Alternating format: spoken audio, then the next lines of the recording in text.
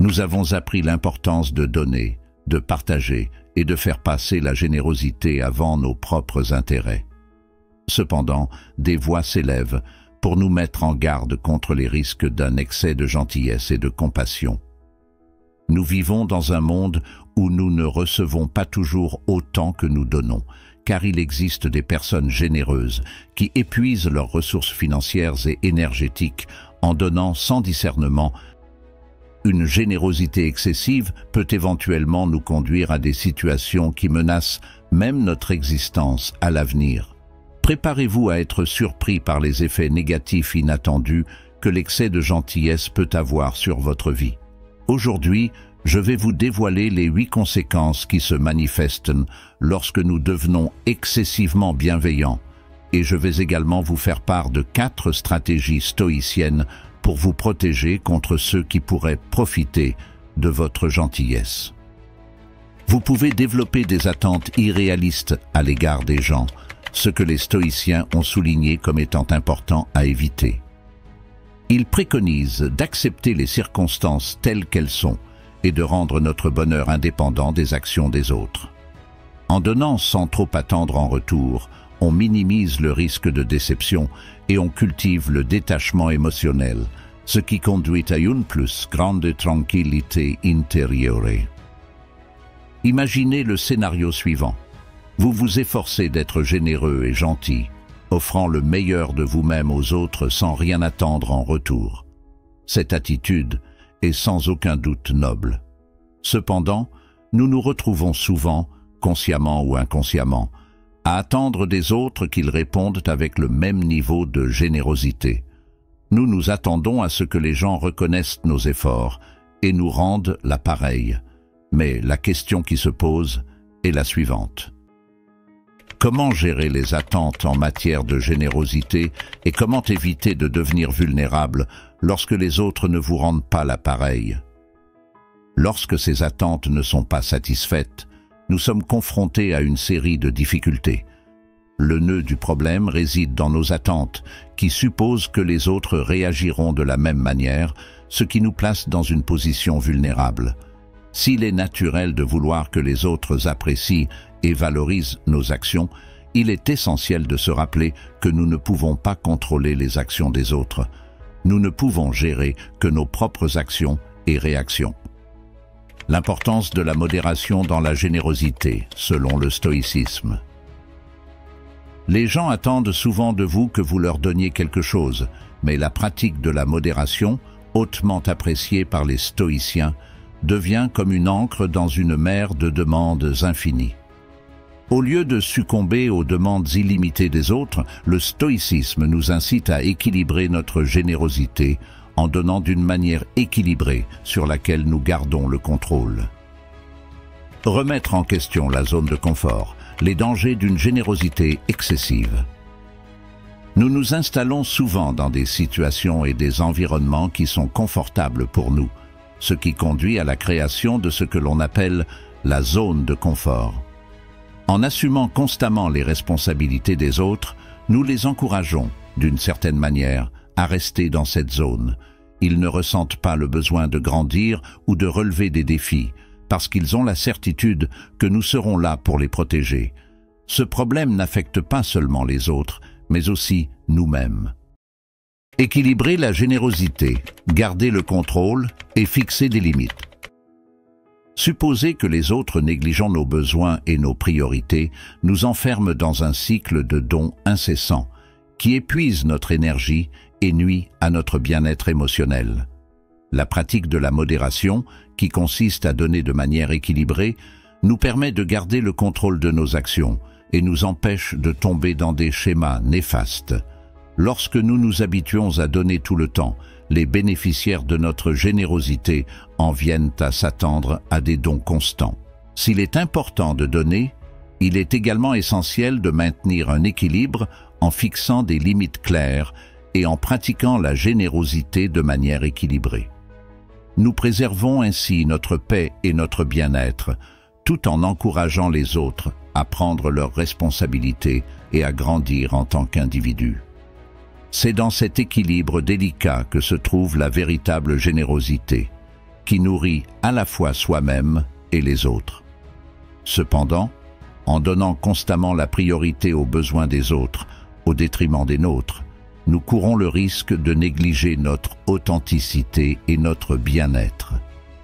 Le fardeau que représente le fait de se consacrer entièrement aux priorités des autres peut nous éloigner de ce qui nous fait souffrir et nous effraie, ce qui entraîne des moments de solitude accablante. En quête de soulagement, nous nous réfugions souvent dans les besoins des autres, en nous consacrant au service pour combler le vide que nous ressentons à l'intérieur.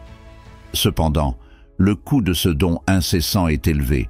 Nous nous perdons dans le processus, notre voix intérieure devient silencieuse face aux demandes extérieures, et tôt ou tard, lorsque nous nous confrontons au calme de notre être, la douleur et la peur que nous avons essayé d'éviter émergent avec une force renouvelée. Il est essentiel de comprendre que le fait de répondre à nos propres besoins et priorités n'est pas égoïste, mais plutôt un acte de soin de soi et de préservation de notre authenticité.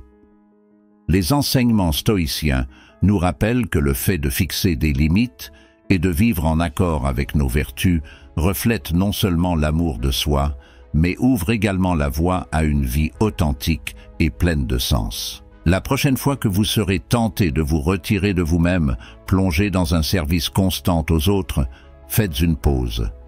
Reconnaissez les émotions désagréables qui surgissent dans la solitude et accueillez-les avec compassion.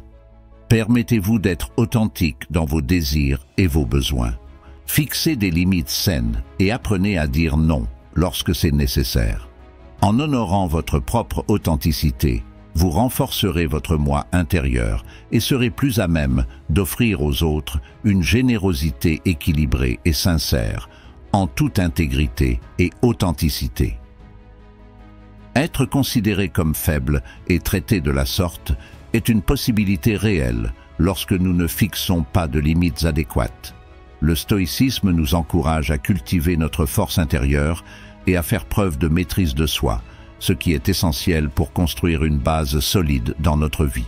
Lorsque nous aidons de manière excessive, nous pouvons involontairement créer une dynamique dans laquelle nous sommes perçus comme des autorités dans nos domaines respectifs. Si la collaboration est importante, une générosité sans limite peut donner l'impression contraire. L'absence de limite nous rend vulnérables et peut être perçue comme une faiblesse. Au lieu de gagner le respect, nous courons le risque d'être exploités. Les gens peuvent commencer à croire que nous sommes prêts à assumer les responsabilités des autres sans poser de questions. Il peut en résulter une situation constante de surcharge, d'épuisement et de frustration. Lorsque vous commencez à dire non, fermement mais respectueusement, quelque chose de surprenant se produit. Les gens commencent à vous percevoir différemment. Vous n'êtes plus perçu comme quelqu'un qui est prêt à assumer toutes les responsabilités sans poser de questions. Vous devenez quelqu'un qui s'estime suffisamment pour se fixer des limites, quelqu'un qui mérite d'être traité avec respect et considération. Cette transformation de la perception est fondamentale. En utilisant ce simple mot, vous changez le regard des autres sur vous. Vous cessez d'être une proie facile pour les exigences incessantes des autres et vous commencez à être perçu comme un individu fort, capable de défendre ses limites et, par conséquent, méritant le respect. Le respect n'est pas seulement une conséquence de ce que vous faites pour les autres, mais aussi de la manière dont vous vous traitez vous-même. En fixant des limites et en pratiquant l'autodiscipline, vous envoyez un message clair au monde. Vous méritez d'être traité avec dignité et respect. Ainsi, la prochaine fois que vous vous trouverez dans une situation où vos limites seront mises à l'épreuve, rappelez-vous la force puissante contenue dans ce simple mot « non ». En le prononçant, vous ne faites pas que vous défendre, vous réaffirmez aussi votre propre valeur. Il est tout à fait naturel que les personnes qui vous entourent commencent à remarquer ce changement. Cependant, cette attention peut avoir un côté sombre. Les personnes qui vous considéraient comme un bon ami peuvent commencer à vous exclure des activités sociales amusantes, ne réservant votre présence que lorsqu'elles ont besoin de quelque chose. Ce type de comportement peut sembler cruel, mais d'un point de vue pragmatique, il n'est pas si surprenant. Les gens invitent souvent leurs amis proches, les membres de leur famille ou les personnes avec lesquelles ils entretiennent des relations authentiques et égalitaires à partager leur temps de loisir. Ce changement dans la façon dont vous êtes traité peut être déconcertant et, à bien des égards, injuste. Vous vous retrouvez dans une situation où vous donnez sans compter, mais vous vous sentez exclu lorsqu'il s'agit de moments heureux et détendus. Le stoïcisme nous apprend à considérer les traitements sélectifs comme une mise à l'épreuve de notre discernement. Épictète, le philosophe stoïcien, nous rappelle que la vie est faite de ce qui blesse et de ce qui enseigne. Nous sommes donc mis au défi d'identifier les personnes qui apprécient vraiment notre amitié et celles qui ne recherchent que notre générosité. Le stoïcisme n'encourage pas le cynisme, mais plutôt une profonde compréhension de la nature humaine, ce qui nous permet d'aider ceux qui en ont vraiment besoin et qui apprécieront notre soutien sincère. Ce faisant, vous protégez non seulement vos propres énergies et ressources, mais vous vous entourez également de personnes qui vous apprécient pour ce que vous êtes, et pas seulement pour ce que vous pouvez leur apporter en fin de compte. Ces défis offrent l'occasion de pratiquer l'autodiscipline stoïcienne. Selon Sénèque, philosophe stoïcien, l'amitié est la seule chose au monde dont les sages doutent. Vous pouvez donc choisir de fixer des limites claires et de décider comment vous voulez dépenser votre énergie et votre temps, en veillant à ce que votre générosité soit équilibrée et concentrée sur ceux qui apprécient vraiment votre aide. Cela vous permet de vivre selon les principes stoïciens et de trouver un sentiment de paix et de satisfaction dans la complexité des relations humaines. Selon les stoïciens, le chiffre 6 n'attire que les personnes dans le besoin et jamais celles qui sont prêtes à donner. Nos actions et nos pensées émettent une énergie qui attire les personnes ayant des résonances similaires. Lorsque nous cultivons un état d'esprit positif, nous émettons des vibrations élevées qui attirent des personnes tout aussi positives, généreuses, enthousiastes et authentiques. En revanche, lorsque nous donnons sans discernement et que nous nous épuisons émotionnellement et physiquement, notre énergie s'affaiblit et nous commençons à vibrer à une fréquence plus basse, ce qui attire à nous des personnes dans le besoin. Ces personnes sont loin d'être authentiques et désireuses de donner dans le cadre d'une relation mutuelle. Elles s'adressent à nous uniquement pour satisfaire leurs propres besoins. Cela correspond à l'enseignement stoïcien selon lequel nos actions et notre état d'esprit ont un impact significatif sur notre environnement et sur les personnes que nous attirons dans notre vie. Comme l'a fait remarquer le philosophe stoïcien Épictète, ce ne sont pas les choses qui nous dérangent, mais le regard que nous portons sur elles. Par conséquent, en cultivant un état d'esprit généreux et équilibré, nous pouvons attirer des relations plus saines et plus authentiques. De plus, cette faible fréquence attire également des individus opportunistes qui n'ont ni l'intention ni les ressources pour aider, mais qui nous considèrent comme une source facile pour obtenir ce qu'ils veulent. La clé, selon la philosophie stoïcienne, réside dans le discernement et l'autodiscipline. La citation de Sénèque, « Le temps découvre la vérité », souligne l'importance de reconnaître les moments où nous donnons de manière excessive et où nous nous épuisons. En restant conscients de nos énergies et en pratiquant une générosité équilibrée, nous sommes en mesure d'entretenir des relations authentiques et mutuellement bénéfiques. Ces relations sont fondées sur la réciprocité, le respect et l'appréciation mutuelle sincère en évitant l'exploitation unilatérale, l'équilibre dans la générosité et la prévention des addictions. Sur le chemin de la générosité, les stoïciens mettent en lumière le danger de tomber dans des schémas de dépendance lorsque nous négligeons la modération et la maîtrise de soi. La phrase « au milieu se trouve la vertu » fait écho aux enseignements stoïciens, nous rappelant que la véritable générosité doit être équilibrée. Une générosité excessive et sans limite peut non seulement épuiser nos ressources émotionnelles et physiques, mais aussi nous amener à nous réfugier dans des comportements addictifs tels que la suralimentation, la consommation d'alcool ou le jeu. La philosophie stoïcienne insiste sur l'importance d'écouter son entourage, qui est souvent le premier à détecter ces schémas inquiétants. Comme l'a fait remarquer Sénèque, personne n'est assez sage tout seul. Il est donc essentiel de prêter attention aux signes d'alerte que nous indiquent les personnes en qui nous avons confiance, car c'est ainsi que nous pourrons maintenir notre équilibre et éviter de tomber dans la dépendance. Accepter les observations avec humilité et croissance personnelle.